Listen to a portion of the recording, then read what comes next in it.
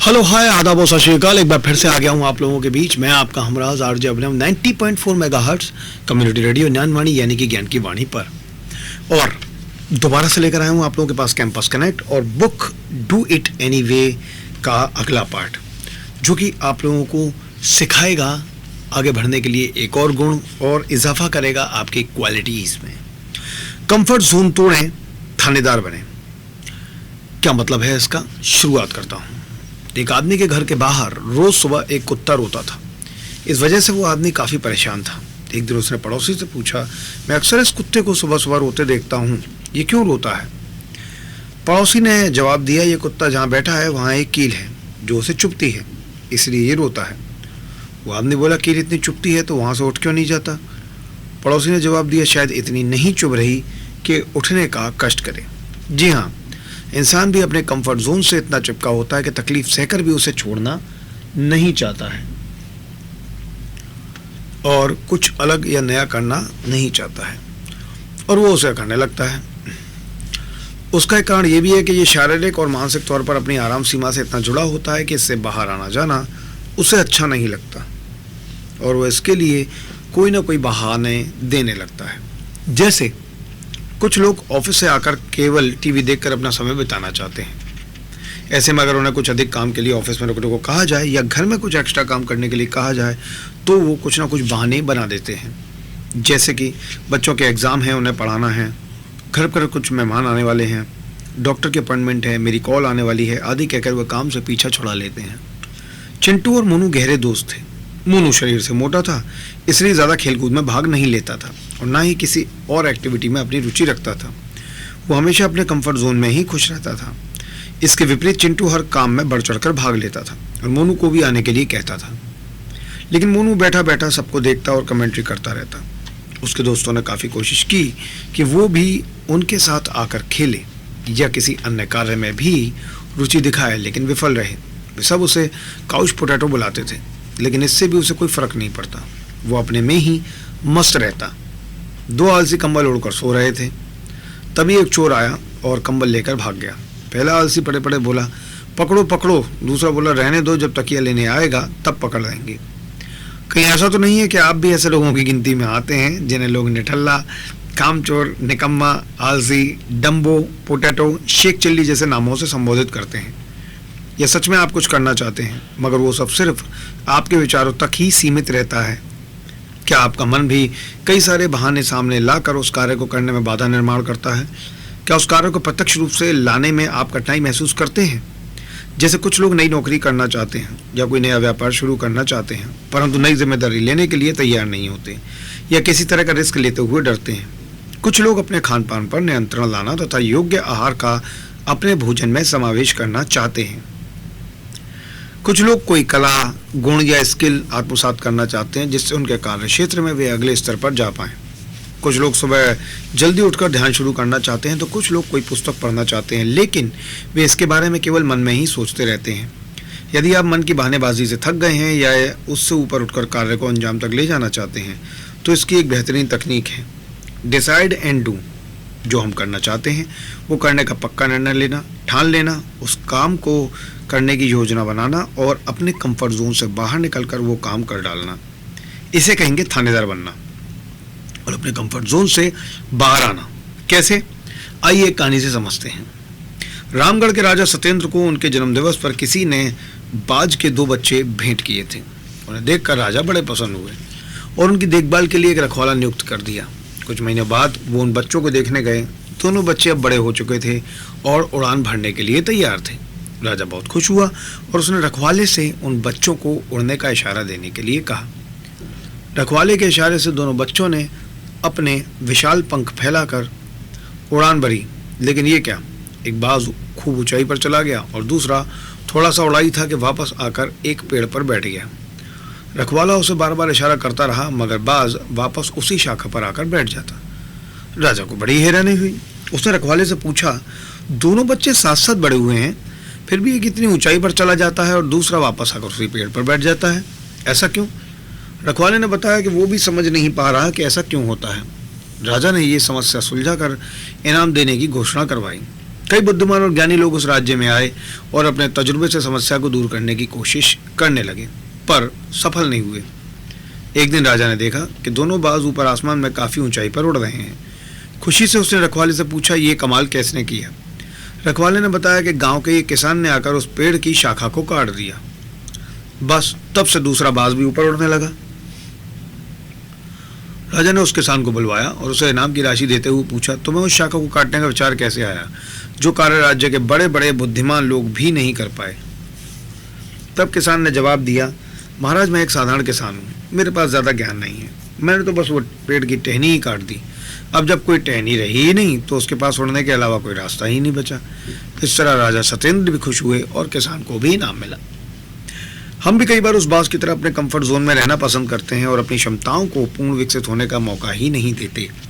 हम वही काम करना पसंद करते हैं जिससे हमें आराम मिले। कोई भी नया काम करने के लिए हम जल्दी तैयार नहीं होते, रिस्क नहीं लेते और अपनी उड़ान भरने की क्षमता को भूल जाते हैं। अब आज के बाद हमें भी अपनी आराम सीमा से बाहर आकर थानेदार बनना है। इस तरह आप जो भी काम करने की सिर्फ मन में ही सोच रहे हैं, थानेदार बनकर अब उस काम को करने का आप पक्का निश्चय कर लें। मन को अपना पक्का इरादा साफ साफ बता दें, उस काम को सफलतापूर्वक पूरा करने की योजना बना लें और फिर काम कर डालें। जैसे आप व्यायाम शुरू करना चाहते हैं तो आप सुबह या शाम कितने बजे से कितने बजे तक व्यायाम करने वाले हैं। घर में योगा, प्राणायाम, जिम में वर्कआउट या बगीचे में वॉक करने वाले हैं। आप योगा करना जानते हैं या किसी योगा क्लास के द्वारा आप ये करने वाले हैं। सप्ताह में कितने दिन आप ये सहजता से कर पाएंगे, ये सारी बातें डिसाइड कर लें। साथ ही ये भी तय करें कि आप ये कब से शुरू करने वाले हैं। किसी दिन किसी महत्वपूर्ण कारण से आप वो कार्य नहीं कर पाए, तब आप उस बात को कैसे देखने वाले हैं। यदि आप ध्यान करना चाहते हैं तो उसके लिए समय, स्थान, आसन, विधि आदि निर्धारित करें। हो सकता है कि आपके कार्य ठान लेने के बाद भी मन आपको अलग थलग तरीकों से ललचाने की कोशिश करे कि चलो टीवी देखते हैं, गप्पे लड़ाते हैं, थोड़ी देर और सो लेते हैं, क्योंकि इसमें मन को कंफर्ट लगता है। आपको बिना उसकी बातों में फंसे अपने तय किए हुए कार्य से बिल्कुल नहीं हटना है। इंसान ने कई बार बाहर किसी को वादा किया तो कैसे भी करके निभाने की कोशिश तो करता है, लेकिन खुद के साथ ही कमिटमेंट पूरी करने में मन बहुत बहाने देने लगता है, क्योंकि उसे कोई बाहर से बोलने वाला नहीं है। जैसे व्यायाम, आहार, ध्यान, पठन करना है जिसमें विकास है, ये पता होने के बावजूद मन अनेक तरह के बहाने देकर टालता रहता है और फिर कल करने का वादा करता है। इसलिए मन को कहना है जो वादा किया वो निभाना पड़ेगा। जब आप ये कर पाएंगे तो मन भी ये जान जाएगा कि आप जो ठानते हैं वो पूरा ही कर लेते हैं। तब सहज मन कहेगा अब मैं इसकी नांद में नहीं जाऊंगा, ये बहुत खतरनाक है। एक बार ठान लिया तो ये अपनी भी नहीं सुनता, उसे पूरा ही कर लेता है। भाग 7, बहानों के ऊपर और गहरे कारण। आपका कारण कौन सा है? आइए शुरुआत करते हैं। दोस्त बाजार जाने के लिए निकले, ज्यादा दूर नहीं जाना पड़ा, इसलिए एक बोला पैदल ही चलेंगे और थोड़ी सैर भी हो जाएगी। दूसरे ने हामी भर दी। कुछ ही दूर चले थे कि दूसरा बोला कितना पैदल चलेंगे, चलो ऑटो से चलते हैं। पहला बोला तुम्हें तो ऑटो में जाने से तकलीफ होती है, तुम्हारे पेट में गैस हो जाती है। दूसरा बोला अरे नहीं नहीं, वो तो पिछली बार हम गैस वाले ऑटो से गए थे इसलिए ऐसा हुआ, इस बार बैटरी वाले ऑटो से जाएंगे तो गैस नहीं होगी। पहला बोला अच्छा तुम्हें गैस वाले ऑटो से पेट में गैस हो जाती है और बैटरी वाले ऑटो से, और दोनों हंस पड़े। खैर ये तो चुटकुला था, जोक था, मगर देखा आपने लोग कैसे कैसे बहाने बनाते हैं। बहाने बनाने के लिए सोचना नहीं पड़ता और ना ही लॉजिक में बैठाना पड़ता है, बस जो मन में आता है वो बोल देते हैं। क्या आपने कभी सोचा है कि आखिर इंसान इस तरह के बहाने क्यों बनाता है? बहाने बनाने के लिए वो सोचता नहीं है। क्या सचमुच वो काम से भागना चाहता है या केवल आदतवश कोई ना कोई बहाना बना देता है? इस आदत के कारण तो ऊपरी तौर पर दिखाई देते हैं, परंतु कुछ कारण इतने गहरे होते हैं कि इंसान स्वयं उन्हें पहचान नहीं पाता। आइए पहले ऊपरी कारण कौन से हैं ये जानते हैं। आलस्य। इंसान के अधिकतर बहानों के पीछे असली कारण है आलस्य। कुछ लोग तमोगुणी स्वभाव के होते हैं, उनके अनुसार दिन के 24 घंटे होते हैं, फिर किसी काम को करने की जल्दी क्यों की जाए। ऐसी सोच रखने वाले लोग अपने जीवन में आलस्य को प्राथमिकता देते हुए काम को टालने का बहाना करते हैं। कुछ लोग ये निश्चय करते हैं कि सुबह जल्दी उठेंगे, व्यायाम करेंगे या पढ़ाई करेंगे, लेकिन सुबह सुस्ती के कारण वो जल्दी नहीं उठ पाते और व्यायाम और पढ़ाई का निश्चय टाल देते हैं। देखा जाए तो आलस्य अपने आप में एक बुरी आदत है, ऊपर से यह आदत एक और बुरी आदत का निर्माण करती है, वो है बहाने देना। इसे कहा जा सकता है कि एक तो करेला दूजे नीम चढ़ा, अर्थात आलस्य प्लस बहाने देना इक्वल्स टू काम ना होना प्लस अंधकार में भविष्य। चलता है पैटर्न। लोग घटनाओं में अलग अलग तरीके से व्यवहार करते हैं। कुछ लोग अपने कामों को इतना हल्के में लेते हैं कि मानो उनकी कोई जिम्मेदारी नहीं है। वे कामों की गुणवत्ता पर यानी क्वालिटी पर ध्यान न देते हुए किसी तरह से बस काम समाप्त करना चाहते हैं। एक जैसा रूटीन होने की वजह से धीरे धीरे उनके कामों में लापरवाही का पैटर्न दिखाई देता है। जब उनका ध्यान इस तरफ दिलाया जाता है तब उनका एक ही प्रतिसाद होता है, सब चलता है। कई सालों तक किसी एक प्रकार की घटना में जब इंसान एक ही जैसा प्रतिसाद देता है तब उसके अंदर वो आदत गहरी होती जाती है, जिसे पैटर्न बन जाना भी कहा जाता है। जैसे किसी इंसान को हमेशा झूठ बोलने की आदत है तो वो लायर पैटर्न है। कोई हमेशा डर डर के जीता है तो ये कायर पैटर्न है। इसी तरह कुछ लोगों में लापरवाही का यानी चलता है पैटर्न होता है, जिसमें इंसान अपना कार्य पूरा नहीं करता और सोचता है कि इतना तो चलता है।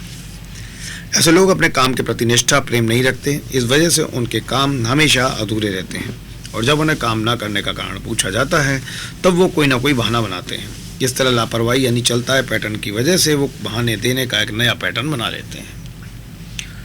मनोरंजन में उलझना। कुछ लोगों के पास काफ़ी खाली समय होता है मगर फिर भी उनके काम समय पर पूरे नहीं होते। इसका कारण है मनोरंजन में उलझना। आजकल केवल युवा ही नहीं बल्कि हर उम्र के लोग TV serials, web series, social media आदि में घंटों बिता रहे हैं और उनमें ये व्यसन तैयार हो रहा है। इसके चलते वे अपनी जिम्मेदारियों से भाग रहे हैं, उन्हें सही ढंग से नहीं निभा रहे हैं। मनोरंजन इतना खींच रहा होता है कि वो अपने काम टालने में कोई हिचक महसूस नहीं करते। फिर पूछने पर वे ये नहीं बताते कि टीवी मोबाइल में समय बिताया इसलिए काम नहीं हुआ, बल्कि कोई बहाना बनाकर खुद को और औरों को बताते हैं। जैसे पिताजी बेटे से कहते हैं कि बेटा ज़रा बत्ती तो बुझा दो। बेटा अपनी पसंद का सीरियल देख रहा है इसलिए कहता है पिताजी आप अपनी आंखें बंद कर लीजिए और समझ जाइए कि बत्ती बुझ गई है। फिर थोड़ी देर में पिताजी कहते हैं अच्छा ज़रा बाहर जाकर देखो कहीं बारिश तो नहीं हो रही। इस पर भी बेटा कहता है पिताजी अभी अभी आपके पलंग के नीचे से बाहर से ही बिल्ली आकर बैठी है, इसे छू कर देखिए आपको पता लग जाएगा कि बाहर बारिश हो रही है या नहीं। इतना कहकर वो फिर से टीवी देखने में मस्त हो जाता है। अंततः पिताजी बेटे से कहते हैं अच्छा ज़रा दरवाज़ा तो बंद कर दो। इस पर बेटा जवाब देता है अब क्या सारे काम मैं ही करूं, आप भी तो कुछ काम कीजिए। ऐसे लोग खुद भी नहीं जानते कि वो मनोरंजन की दलदल में धंसते जा रहे हैं। जिम्मेदारी का अभाव। कुछ लोगों में जिम्मेदारी की भावना नहीं होती, वो काम सिर्फ करना है इसलिए करते हैं। यदि उसमें कोई बाधा आए तो वो उस काम को करना छोड़ देते हैं, अपनी ओर से कदम उठाकर उसे पूरा करने का प्रयास नहीं करते, क्योंकि उस काम के प्रति उन्हें अपनी कोई जिम्मेदारी महसूस नहीं होती। कई ऑफिस में तो लोग तुरंत जवाब देते हैं आज बिजली नहीं है, आज सर्वर डाउन है, आज लोग कम हैं इसलिए आपका काम नहीं हो सकता आदि। कुछ लोग सोचते हैं कि आज काम नहीं हुआ तो कल कर लेंगे, इतनी जल्दी क्या है, रोज़ तो काम करते हैं, एक दिन नहीं किया तो कोई नुकसान नहीं होने वाला। ऐसी सोच भी नए नए बहानों को जन्म देती है। ये सब तो ऊपरी कारण हैं जो समझ में आते हैं, लेकिन कुछ कारण ऐसे होते हैं जो इंसान उसके भीतर गहराई में दबे होते हैं, जिसका पता खुद उस इंसान को भी नहीं होता। जैसे एक ट्रैफिक हवलदार ने एक महिला को रोकते हुए पूछा मैडम 40 के ऊपर गाड़ी चलाना मना है। महिला परंतु मैं तो 25 की हूँ। इस महिला ने समझा ही नहीं कि क्या कहा जा रहा है और तुरंत जवाब दे दिया। ऐसे ही इंसान कुछ टालने के लिए सरलतम का उपयोग ना करते हुए घुमावदार बहाने भरे रास्ते अपनाता है और उसका असली कारण समझ नहीं पाता। अब वो क्या कारण है ये बताऊंगा कल आपको कैंपस कनेक्ट में दोबारा मुलाकात करते हुए। तब तक के लिए बने रहिए मेरे साथ 90.4 मेगाहर्ट्ज कम्युनिटी रेडियो ज्ञानवाणी पर। Thank you so much.